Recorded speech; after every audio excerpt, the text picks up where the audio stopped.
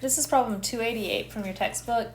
Express each of the forces in Cartesian vector form and determine the magnitude and coordinate direction angles of the resultant force. And so with this one, I recommend looking at the book, but they give you F1 and F2. They're both coming off of a hook. And they give us stuff about the direction. So we know they give us point A and point C and point B in direction to that. So F1 points from A to point C, and F2 points from A to B. And so when we have problems like this, we know the magnitude of each of the forces, but we don't know the direction. So we need to figure out a way to represent that using Cartesian vector format. And the important thing with that is to remember that we can use unit vectors to figure that out. So we have like actually I'm going to use a different color. We'll have F1 is going to equal the magnitude of F1, which is at 80 pounds, times that unit vector from A to C. And that'll give us our F1. And so we need to figure out what that unit vector from A to C is. And what we know is that unit vector from A to C is just the position vector from A to C divided by the magnitude of that position vector. And so that position vector from A to C is going to equal, so we have to look back at the diagram, but to get from A to C, we need to go, basically, let's see,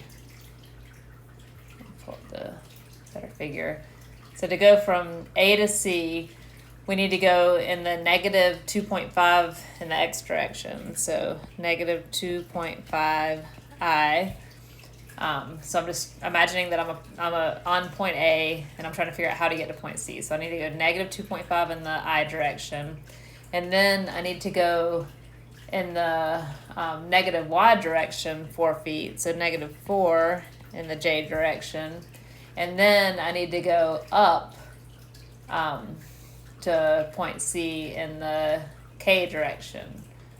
So up to point C, which is going to be, so we know, basically, let's just pull this triangle out really quickly. So from this is O, that origin, up to point C. They give us, it's a little bit odd in this one. But we know that this is 2.5 feet, and then we know that this is a 5, 12, 13 triangle. And so what we need to find over here is this height of OC. So we know, let's see, the height would be 12, 13 of that segment from O to C. But we still need to know what that is. We know this bottom one, so 2.5 is going to equal 5 over 13 times that OC segment, because they give us that 2.5. So now we can figure out that OC equals 2.5 times 13 over 5. So that's going to give us, let's see, 2.5 times 13 divided by 5. That gives us 6.5. And then we want to know that height of, or that y component of that OC. So that's going to equal 12 over 13 times that 6.5 meters. So times 12 divided by 13. That gives us 6. So 6 meters is that height. So this equals 6.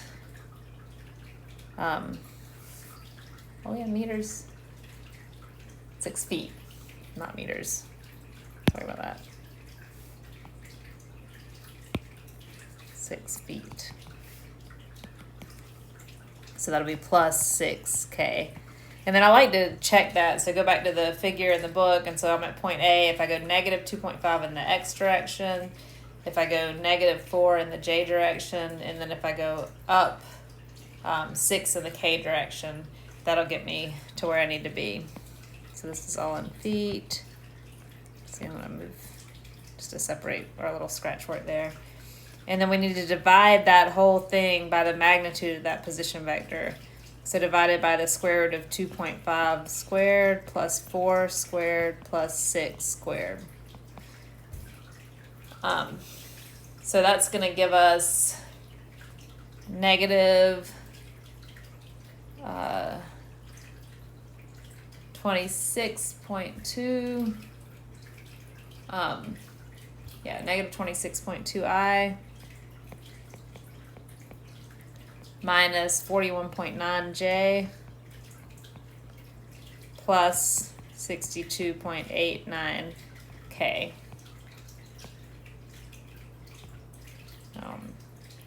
And that's pounds. Or no, that's not pounds.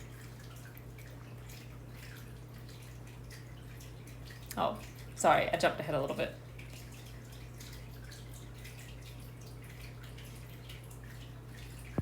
Let's see. Sorry, I was following my work, trying to make a video for y'all and totally skipped a step. So F1 is going to equal that force of F1, so 80 pounds times that U of AC that we just found right there. So we plug that in, and we get this, which is in pounds for F1. So F1, that's that 80 pounds, and then it's times that negative 2.5 over the square root of all those squared, which I think is 7.632. And then 80 times minus 4 divided by the 7.632, and then plus 6 divided by that 7.632 times the 80 pounds. And that gives us this for F1. So we'll highlight that. And then we need to find F2 also. So we'll do the same process for F2. So let's see. F2 is going to equal 50 pounds times that position vector from A to B divided by the length of that position vector from A to B. And that is just the unit vector from A to B. So F2 equals 50 pounds, and then times that position vector from A to B. So we're at A and we need to get over to B. So from A to B, we need to go in the X direction. Let's see, in the X direction, we need to go 2 feet. 2i. In the Y direction, we need to go negative 4. In the J direction. And then in the K direction, we need to go down 6 feet. So minus 6 in the K direction. And then we need to divide that by the square root of 2 squared plus 4 squared plus 6 squared. If we multiply all of that out, we get 13.36i minus 26.73j minus 40.1k. And that's in pounds. That's our F2. So now we have F1 and we have F2. They want us to find both of those in Cartesian form, so we did that. And then they also want us to find R, the magnitude and the coordinate direction angles. So R is just going to equal F1 plus F2. So R is going to equal, and we just go back up, so that negative 26.2 plus 13.36 in the I direction plus negative 41.9 minus 26.73 in the J direction plus 62.89 minus 40.1 in the k direction. So R equals, we just add those up, we get negative 12.84 in the I direction, minus 68.63 in the J direction, plus 22.79 in the K direction. And that's pounds. So that's the, in Cartesian vector form, the resultant, but they wanted magnitude in the coordinate direction angles. So the magnitude of R is just going to equal the square root of each of those components squared. So 12.84 squared plus 68.63 squared plus 22.79 squared. So R equals 73.4 pounds. So that's the magnitude of R. And then alpha equals the inverse cosine of that Rx, which is that negative 12.84 over that magnitude of R, so 73.4. And so alpha equals 100 degrees. Beta is the inverse cosine of negative 68.63, so it's that x component of the R divided by the magnitude of R, so divided by 73.4, and that gives us 159 degrees. And then gamma equals the inverse cosine of 22.79 divided by 73.4, and that gives us 71.9 degrees. So now we have the magnitude of R is at 73.4, and then we have alpha, beta, and gamma.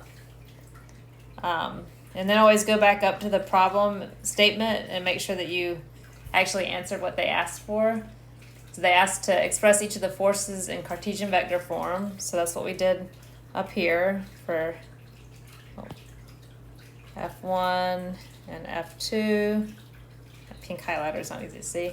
And then they want us to determine the magnitude and coordinate direction angles of the resultant force. So then here's the magnitude of the resultant force, and then alpha, beta, and gamma of the resultant force.